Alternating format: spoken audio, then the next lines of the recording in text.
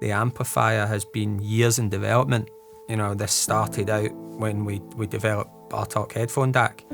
We built that headphone amplifier section, and then we looked at how we could improve and evolve that, and then we spun that out into, okay, if we were making a dedicated headphone amp, what do we want from it? You know, what's it going to sound like? What can we do? We wanted to make sure that everything from the most sensitive IEMs to the hardest to drive headphones that either exist today would all achieve maximum potential.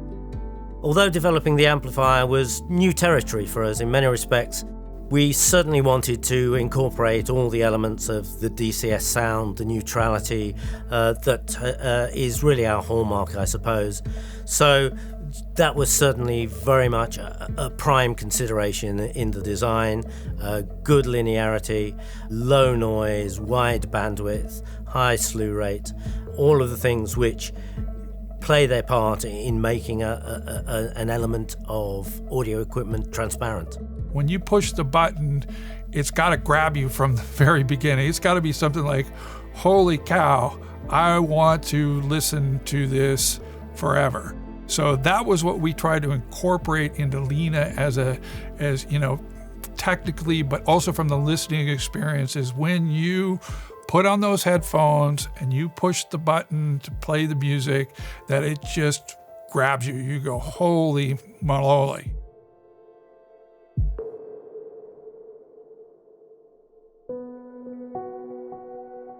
One of the biggest challenges when designing a single amplifier that's designed to work with many different kinds of headphones is the vastly different characteristics those headphones have.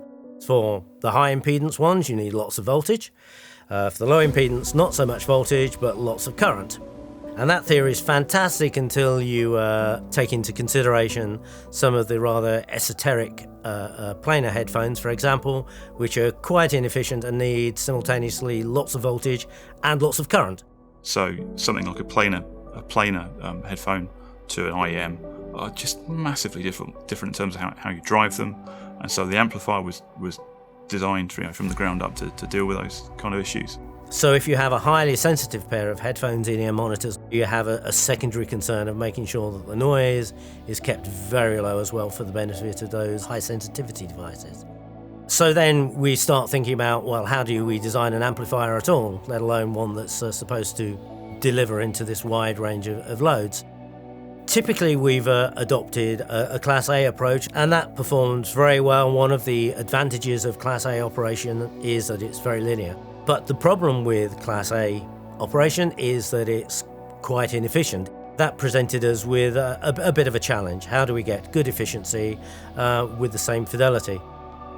So the approach we took was actually to re-examine the output stage rather than use a Class A stage as we did in Bartok, to use a Class AB stage, but actually develop an interesting novel error correction technique which gets around some of the inherent problems of Class AB output stages.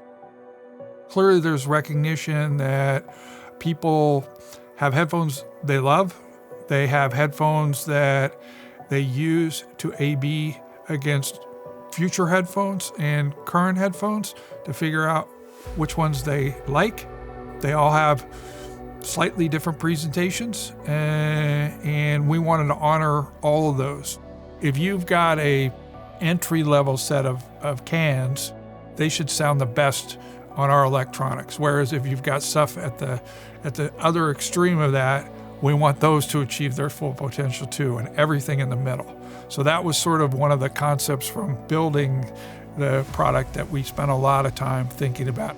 Lina is, we believe, the best headphone DAC, and likewise with the amplifier and the clock. We don't think there's another headphone amp out there that performs at this level. The image size is incredible, the grip's amazing, everything about it is exceeded our wildest expectations from when we started at the beginning.